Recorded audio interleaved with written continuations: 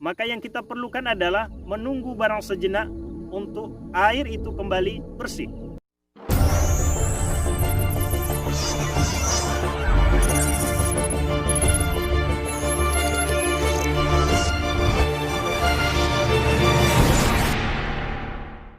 Assalamualaikum warahmatullahi wabarakatuh.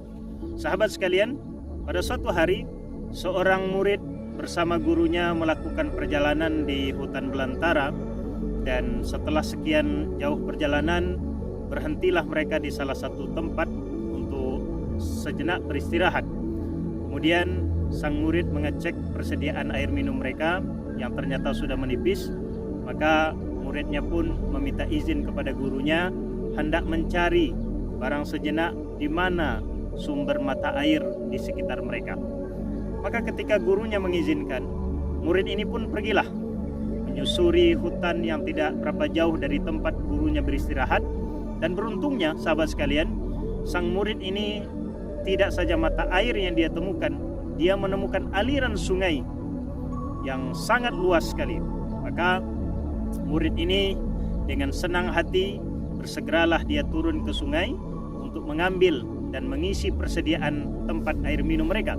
Namun sayangnya sang murid ini begitu melihat agak ke hulu, dia melihat sekelompok ibu-ibu tengah menyuci pakaian mereka. Maka murid ini kembali berpikir bahwa ketika dia melihat ibu-ibu menyuci pakaian mereka di hulu tempat dia akan mengambil air minum, mengisi tempat air minum mereka, maka dia mengurungkan niatnya mengambil air minum tersebut untuk diberikan kepada gurunya.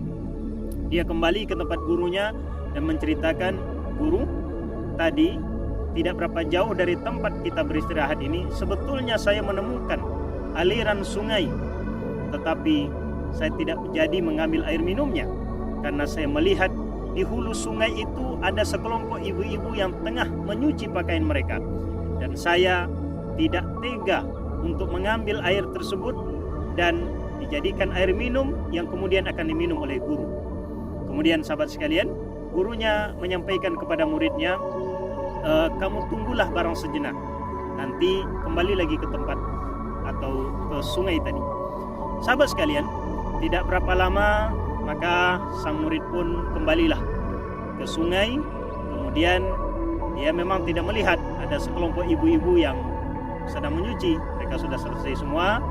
Namun kali kedua dia ke sungai ini, sang murid ini melihat sekelompok anak-anak tengah bermain, berenang dan melompat ke sana kemari di sungai tersebut, sehingga air yang berada agak ke hilir dia melihat tidak lagi jernih dan tidak lagi bersih.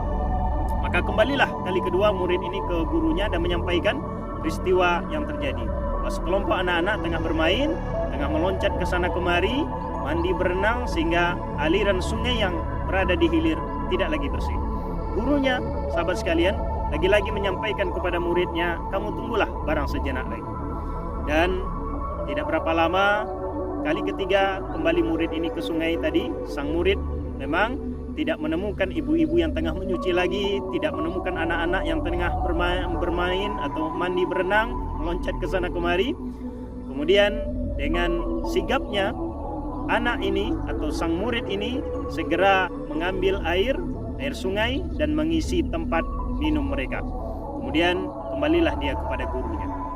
Sahabat sekalian, begitu dia kali ketiga kembali kepada gurunya, gurunya menyampaikan, "Muridku, anakku, ini di antara pelajaran kehidupan, bahwa dalam hidup ini terkadang kita menghadapi masalah, dari satu masalah ke masalah yang lain, dari satu persoalan ke persoalan yang lain, dan itu terkadang membuat pikiran kita bertambah berat atau hati kita tidak nyaman.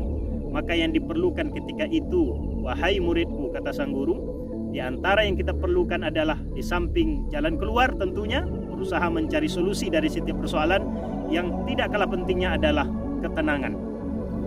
Ketenangan diri, ketenangan pikiran, ketenangan hati. Seperti halnya aliran sungai, ketika ada yang main di hulu atau mengotori di hulu sungai, maka yang kita perlukan adalah menunggu barang sejenak untuk air itu kembali bersih. Menunggu sebentar air itu kembali jernih seperti semula dan bisa kita nikmati kembali atau kita minum air tersebut yang lebih bersih dari sebelumnya. Dalam hidup ini terkadang sahabat sekalian, dan ini pelajaran dari yang disampaikan guru kepada muridnya, terkadang persoalan yang kita hadapi itu tidaklah terlalu besar, tetapi terkadang cara penyikapan kita terhadap masalah, cara kita mencari solusi yang kita anggap itu adalah jalan keluar atau solusi, terkadang adalah menjadi masalah berikutnya. Kenapa? Karena salah penyikapan dan terkadang cenderung emosional, gegabah, dan tidak menarik diri barang sejenak, menunggu seperti air tadi, jernihnya persoalan itu.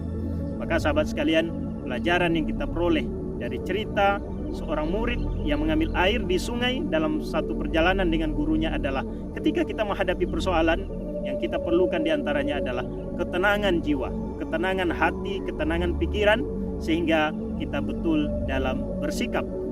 Sebab terkadang bukan masalah yang besar, bukan masalah besar atau kecil, tetapi cara penyikapan kita lah yang menyebabkan masalah itu membesar atau dia menemukan jalan keluarnya.